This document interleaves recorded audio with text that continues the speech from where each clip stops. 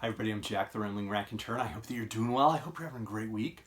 Since we're in October, in autumn, I've really been enjoying getting back and dabbling in a genre that I read a huge amount as a teen, voraciously as a young adult. That genre is horror, of course. The past 5 weeks I've really been enjoying getting back in and reading some short stories primarily. And I find that, and I felt this way for a long time, that I prefer short stories within horror to novels.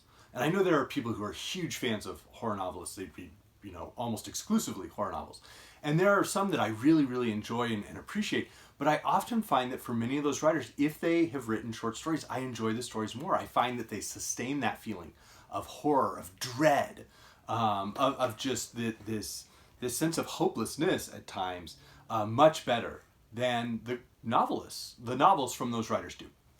And so in this video, I want to kind of explore a generalization that I've been thinking around, and that focuses on the ending of both the stories and the novels by different writers. I don't want to throw in a bunch of spoilers, so I might show books, but I'm not necessarily referring to those books by that writer specifically, so that people can still enjoy these. And then I want to explore, is this a generalization that exists in works that are outside of the mainstream horror genre? And sort of advance an idea around why there might be these differences, between short and long form horror and horror within the horror genre, and works that can be horrifying or have horrifying themes outside of the horror genre. So let's dive in. Of course, it's very easy to just jump in with someone who writes a huge number of horror works, and that'd be Stephen King. He's written numerous short stories throughout his entire career, collected in volumes like Night Shift, Skeleton Crew, Everything's Eventual, and of course he has numerous novels. And one of the things I find in Stephen King's works is that often at the end of his books there's this hopeful ending. It's a happy ending, even though there's a body count, even though evil deeds have been done, violence has been done, often towards children in King's works. And that's why I don't read as many of his novels as I did when I was younger. There's this triumphant ending. Maybe it's heroic, maybe it's not, but the evil has been either vanquished or at least pushed away to a large degree. And I find that that's true in most of his novels, if not all of them. I think there's a couple of exceptions. Whereas in some of his stories, of course, have these hopeful, happy endings. Some of his best stories do. But a number of his short stories, particularly his earlier stories, have these really dreadful feelings where, everything really does end. We sometimes discuss, and I'll discuss this with another writer, this sense of like post-apocalyptic fiction. And there's also, I would argue, there's post-apocalyptic fiction that can be really quite frightening, but there's also apocalyptic fiction that ends with the end of the world, with everything ending. That there's no post-apocalypse in which characters live and build a new civilization. It's all over, and that can happen on a very local, small level, or it can happen on a larger level. A number of the stories in Night Shift have that feeling where civilization has essentially, like the menace, the evil, the change that has arrived for human civilization is ending human civilization, and that's a very different feeling when we get to the end of that work than, of course, exists in his novels. It's true as well of one of my favorite horror writers, Ramsey Campbell. So in his novels, there's often this sense of, again, some type of happy ending. It's hopeful. There's a sense of triumph. There's this sense of finality to the evil. Whereas in his stories, a couple of which are collected in, almost every volume of the year's best horror stories that Carl Edward Wagner edited, Ramsey Campbell would have at least one story in there. There's 2 in series 10 here.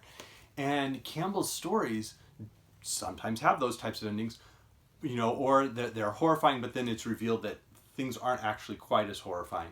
But a number of his stories really do end in a way that suggests that, like, that character's life is over. It's not this heroic triumph over evil, but that character has succumbed to evil. And that's a very different, again, feeling from his novels. A writer I, of course, thought of was Richard Matheson.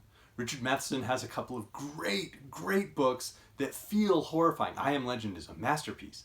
But there is this, perhaps, sense of hope, of a future for humanity. And that could be compared with certain stories from Matheson where that sense is not necessarily there. It's much more bleak, it's much more cynical, it's much more nihilistic. And it's interesting, as I start to move out of the genre of horror, that for all of the post-apocalyptic fiction that we have, there's really one primary example of, post-apocalyptic fiction that reveals, no, it is the apocalypse, and that would be On the Beach by Neil Shute. That'll be one of the few works I spoil, where we have characters who realize that in the aftermath of the nuclear holocaust, they're the last people alive, and the fallout is going to come to them, and the last human, there will be no more humans to rebuild after this apocalyptic, horror of nuclear war. And it's interesting that, within horror novels, that doesn't happen nearly as, it's very, very rare. I don't want to say it doesn't happen, because there are some books that do that. I would like to, now advance Dracula. Dracula is a very good book. It's strong, and it's effectively horrifying. We have a great deal of violence within it. And there's this deep dread of, the undercurrent of what's happening within the society where this vampire can operate. But ultimately, there's this heroic, ending to Dracula. And I think that compares in a very interesting way with the ending to Frankenstein by Mary Shelley, whereas Dracula is ultimately vanquished and we have this moment of finality, like he's been defeated. That's not the case with Frankenstein. In Frankenstein, the monster hasn't really been vanquished. Dr. Frankenstein and whatever evils he may have perpetrated, he's no longer with us. But that there's a very different sense of ending in Frankenstein compared to Dracula. And I think it's interesting when we start thinking around Frankenstein to put it in that romantic tradition, that high romantic tradition, where I found a few other works that I started thinking around, like, they don't really have happy endings. They don't really have hopeful endings. They're horrifying without ever being, grouped over on the horror shelves in the bookstore. Frankenstein would be. And the sense of hope that is at the end of Frankenstein is not anywhere approaching the sense of hope that we have in the destruction of the vampire. So if we start to think outside of, strict horror, I start thinking of the Romantic poets, placing Frankenstein in that tradition. And I think specifically of two works. I think of the Rime of the Ancient Mariner from Samuel Taylor Coleridge, an amazing long poem. And I think of The Triumph of Life, an unfinished but fairly long poem, what we have is fairly long, from Percy Shelley, Mary Shelley's husband. And both of those works exhibit a real sense of horror, a real sense of dread. And in The Rime of the Ancient Mariner, it's that feeling, like in Frankenstein, that the curse never truly leaves. Like, it can't be burned away. It can't be, vanquished in some heroic moment. It can't be prayed away. That the curse remains. And that's true in The Rime of the Ancient Mariner and Frankenstein. And it's a curse in both works. It's a curse of the character's own doing, of the character's own choices. And that takes us into that feeling of sort of Greek tragedy, of the tragedy of a character's own making. Something that can exist in horror. Often we think in horror of there's some supernatural agent outside of the character's choices that they are now in conflict with, and that they're going to be pushing up against. But when we explore something like Frankenstein, or when we explore something like The Rime of the Ancient Mariner, it brings in that feeling of like the character's own choice created the horror, the horrifying environment for the character. And that's something that we find in the great Greek play Oedipus from Sophocles. There's an element of Oedipus where the tragedy and the horror is not, of choices he knowingly made, but they are, it is a horror of Oedipus's own making. And the fact that he will work, because of his characteristics, he will work to uncover the truth of this horror and then ultimately realize how it rebounds upon him. It makes it, for me, one of the most horrifying works I've ever read and continue to read. And what's interesting, and this is something I've been thinking around a lot, is that the original ending to the Oedipus myth pre-Sophocles was not what happens in Sophocles' play, where he dramatically stabs his eyes out and then wanders off into exile in disgrace. In Homer, we read about Oedipus dying in battle heroically. Later on that, yeah, this all happened and it wasn't great. But years later, Oedipus died in battle. And Sophocles introduces a much different level of horror, this finality to it. That Oedipus is not going to have a heroic death in battle. He will later, Sophocles, one of his last plays is Oedipus at Colonus, where he gives a happier ending to his earlier work. But the original Oedipus, Oedipus the King play, has a horrifying ending. And it feels final. Like Thebes will never be the same. Oedipus will never be the same. His family is destroyed. The tragedies that ensue upon his children just feel like a part of that curse, that it can't ever really be removed. And so I find that interesting.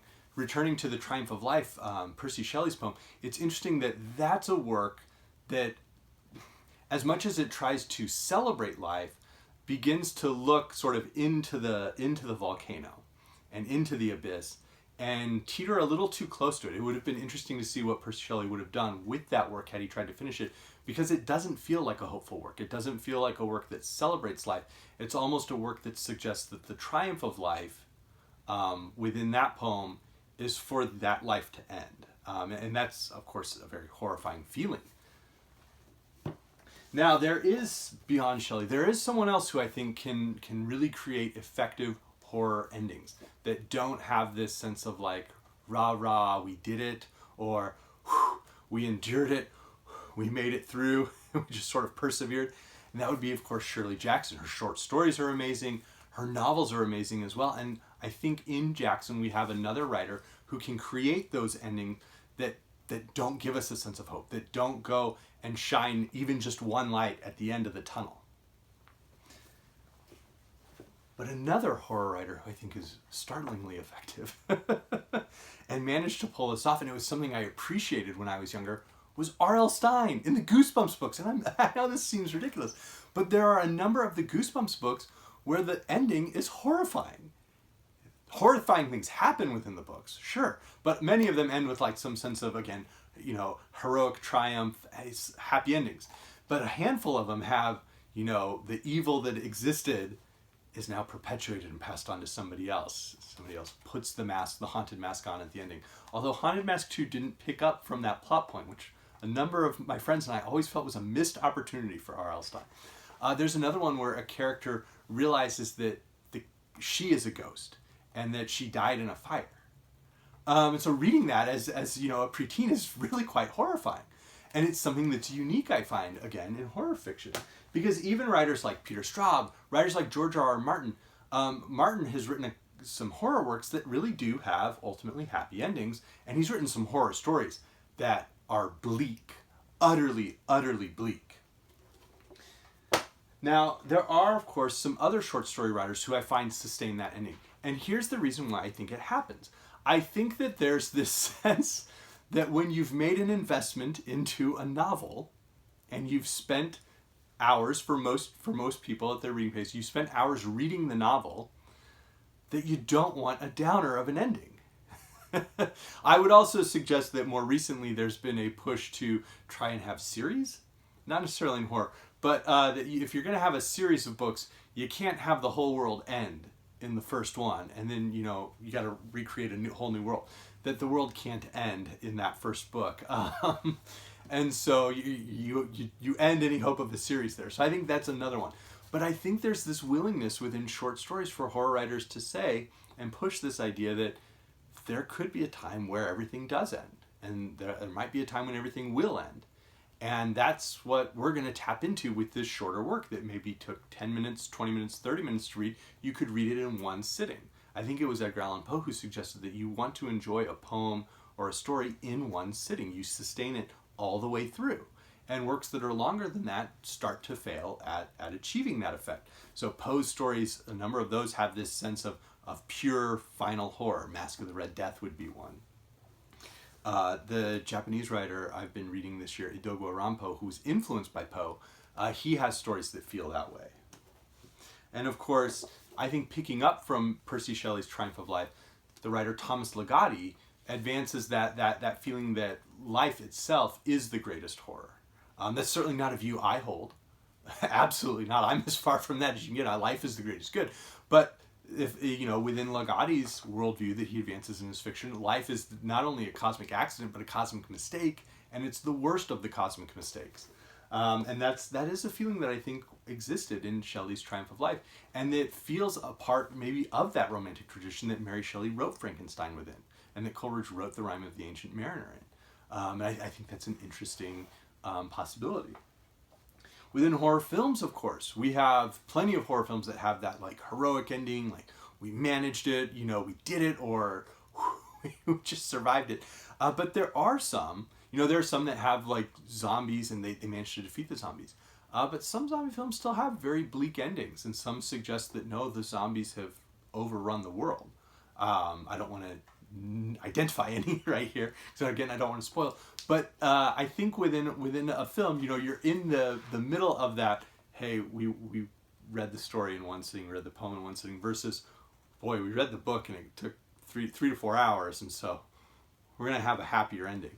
The film is kind of right in there. You can probably watch the film in one sitting, so maybe you can handle as an audience and as a viewer this just bleak, nihilistic ending, or maybe we're gonna shine a little light and let people feel like they've been satisfied. And I think Aristotle, as much as he praised Oedipus, he wanted that sense of like relief at the end of all the horror that has ensued. And I think many editors have felt that as well. And the concept of the editor, I think, is where perhaps those endings also come from. I don't know how, I don't have evidence of this, but I suspect that books are edited with a little more focus from an outside editor than a short story is. And that the story might be closer to that single author's like vision, whereas the book is going to have the thumbprints of the editor on it. And that there are fewer editors, again, who look at that and go like, yeah, let's give the green light to this really bleak ending, rather, hey, let's put a light at the end of that tunnel. So I want to explore, finally, a couple of works that do, and writers who do go in for an all-out, yeah, things really are this bad, this is how everything ends. There isn't that sense of triumph at the end. And possibly a common thread across some of those. So it exists within crime fiction. Writers like David Peace, James Ellroy, and even John le Carre in his spy novels are willing to give very, very bleak, dark, nihilistic endings that reveal just how dehumanized society can be. And I think that's where the horror exists within their books, is that human beings can exist within a society that utterly treats them as subhuman or as inhuman. And that people struggling within that can be ground down and overwhelmed by that system. And so in a sense, the horrifying system that exists within the books is what continues to operate. The heroic character is crushed and vanquished within that system. It exists within, that feeling exists within dystopian novels as well, I think. It's also present in a work like by some of the fiction of Alejo Carpentier, or Cormac McCarthy, particularly with Blood Meridian, I think, compared to the road being post-apocalyptic. Whereas Blood Meridian, there's no feeling that the violence will ever really end. The violence that we've seen, perpetrated by and towards almost everyone across the book doesn't seem like it's going to end. That it may have reached a meridian, but it feels like it's going to cycle back to that meridian. It hasn't just peaked and it's eventually going to diminish. It's cycling back. That's the feeling I get when I read Blood Meridian. And that feeling of horror within The Kingdom of the World, specifically by Carpentier, is again one that shows what happens when people in power can just act on whatever whim they choose and discount the lives of all those around them. A work like The Trial by Franz Kafka also feels close to that. Not only in the great before the law parable that exists within the book, but the book itself, that that Joseph K. can exist within this society, that he will ultimately lose his life to this society, is really quite horrifying. It doesn't suggest that the society is ever going to change. And then I think of works like Steps by Jerzy Kosinski, or the one I read recently, Die My Love by Ariana Harwitz, where we're in a character's mind and we see the horrors that exist within that mind, the horrors that exist within that character's life. And there really is no sense that that will ever change for the character. That the only way it ends is when the character's life ends. And that's a very horrifying and like bleak world to exist in. So I just wanted to explore this idea. By all means, have at it in the comments. I really tried to avoid spoilers for like the horror works. But I don't know, do you find that? Do you find that short stories really push that idea and push the envelope a little bit in terms of what they're willing to do for the ending? That they don't need to feel hopeful, they don't need to feel heroic, they don't need to feel triumphant or resilient through their ending, but can just ultimately be horrifying compared to all those other little adjectives that can be applied to the endings of horror novels. So I'd be curious to know what other people think, and of course, enjoy Halloween. Thanks.